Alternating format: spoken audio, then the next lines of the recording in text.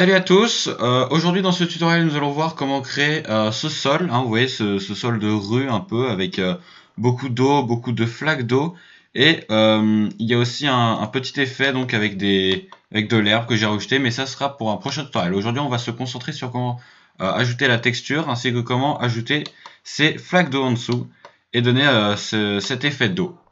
Donc c'est parti, on va, on va tout de suite aller dans le node editor. C'est parti. Alors attendez. Ouais, il faut que j'enlève. Hop là, voilà. J'enlève la texture. Il n'a plus de texture. Hop. On va aller dans le node editor. Voilà. Donc on fait New. On clique sur New. Et nous avons donc notre texture de base avec le diffuse en tout blanc. Alors nous, ce qu'on va vouloir, c'est 3 textures. Il va nous falloir... non, 2 textures, dont une qui va nous servir de 2 façons différentes. Donc c'est parti. On va commencer par faire... ah ouais, oui. Je vous propose donc d'aller dans User Preferences, de taper Node ici, et d'activer le Node Wrangler. Enfin, je sais pas trop comment on le dit en anglais. Voilà, ensuite vous faites Save User Settings, et c'est parti. Une fois que vous faites ça, vous sélectionnez le Diffuse et vous faites CTRL-T. Voilà, c'est très utile.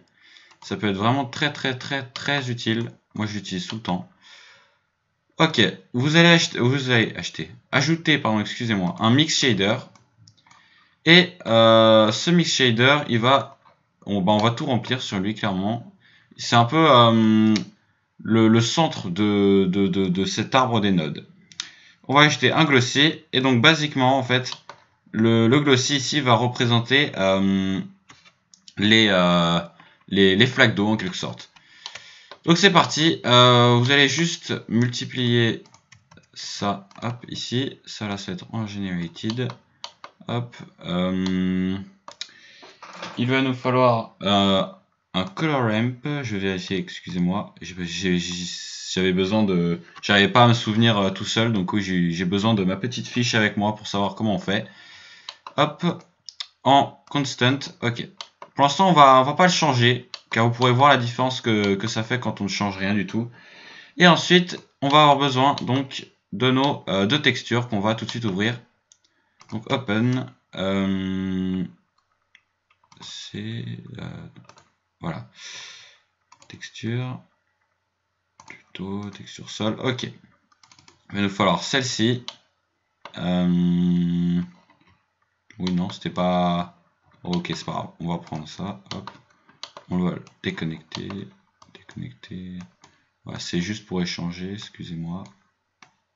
Voilà, hop.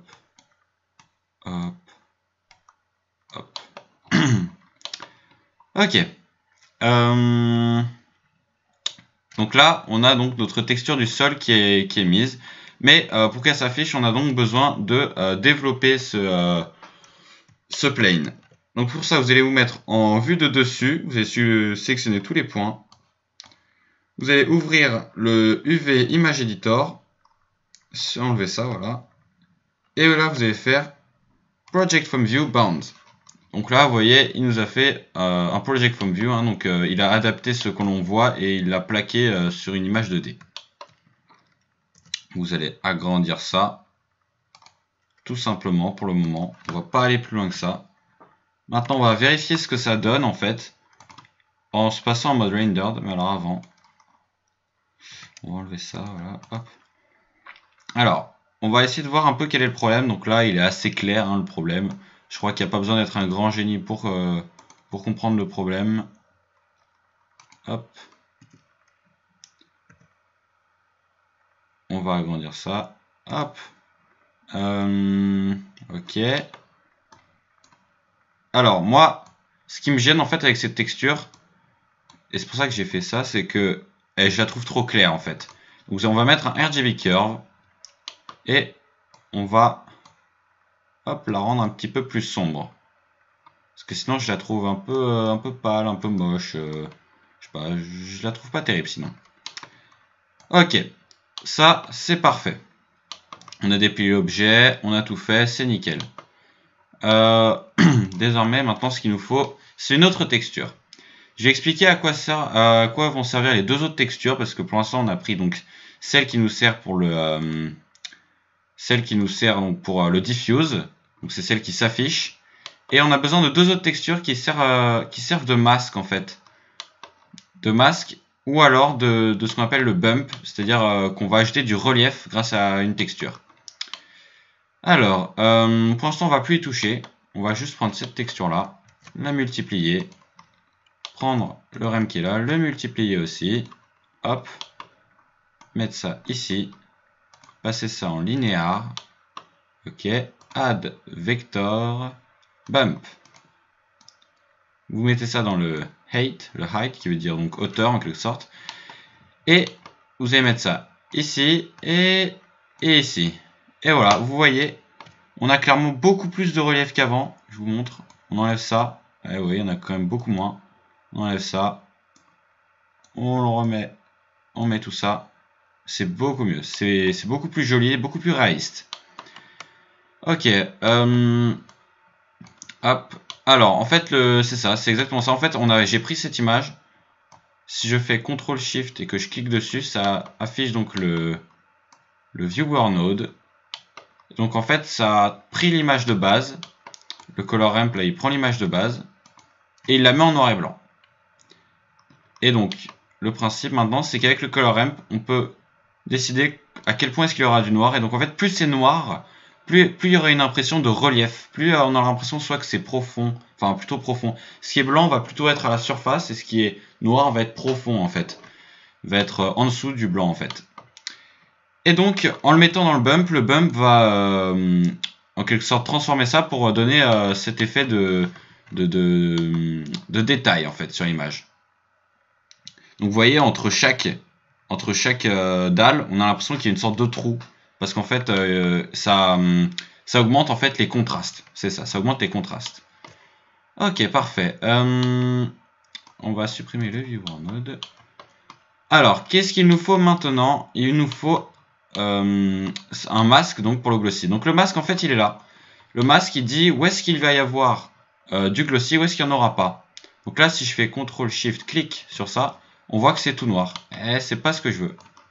Donc en fait, ce que je vais faire, hop, je vais mettre plus de blanc. Et voilà. Comme ça, là, vous voyez, tout ce qui sera blanc, ce sera le glossy, en fait. Écoutez, là, je trouve qu'il y a un peu trop de blanc. Légèrement trop, quand même. Hop. On peut laisser ça comme ça a l'air bien. On pourra, de toute façon, changer tout ça plus tard. Ça, on va le mettre à 0. Le mix shader, c'est bon. Hop. Alors, on peut voir qu'il y a des débuts hein, de glossy là. Alors ça, c'est un problème qu'on va tout de suite régler. Donc, on peut essayer de le régler juste simplement en essayant de mettre plus de blanc. Mais ouais, ça change pas beaucoup. C'est pas vraiment ce qu'on veut. Nous, on veut plus d'eau. On veut quelque chose de plus clair, de plus net. Donc, simplement, on va prendre le mix shader, le multiplier, prendre un autre glossy. Hop, on va mettre ici. Donc là, ouais, c'est à la limite du vert, là, ce qu'on a. Et c'est pas ce qu'on veut. Donc, pareil, on va prendre ça et on va le mettre là. Et on a déjà quelque chose de plus joli déjà. Vous voyez, on a quelque chose de plus net, quelque chose de plus appuyé, de plus clair. Et c'est exactement ce qu'on veut. Eh bien, écoutez, je crois que c'est tout. Je vous ai à peu près tout dit. Hein, voilà, c'est la texture faite en entière. Moi, j'adore les effets d'eau comme ça. Et c'est pour ça que je vous le montre. Parce que j'adore les faire, j'adore l'effet que ça donne. Ça donne un peu un effet, je sais pas moi, un effet vieux, un effet un peu triste. Enfin, je trouve ça vraiment, vraiment beau en fait. Et donc voilà, vous savez tout. Je vais pouvoir vous dire maintenant à la prochaine donc pour un prochain tutoriel. Allez, tchuss.